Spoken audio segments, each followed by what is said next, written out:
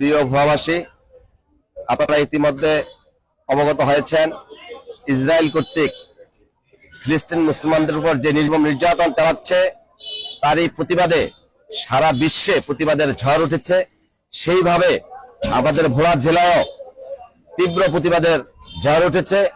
আমরা আগামী দিন মার্চ ফর ফিলিস্তিনের উদ্দেশ্যে আমরা এক সভার আয়োজন করেছি, এক বিক্ষোভ মিছিলের আয়োজন করেছি। এই মিছিলে আমরা আশা করি ভোলার সর্বস্তরের জনগণ অংশগ্রহণ করবে। বিএনপি সহ সকল নেতৃবৃন্দকে, সকল সংগঠনের সকল নেতৃবৃন্দকে, সকল মুসলিম ভাইদেরকে এই মিছিলে শরীক হওয়ার জন্য আমি বিশেষভাবে অনুরোধ করছি। খোদা হাফেজ। বাংলাদেশ জিন্দাবাদ।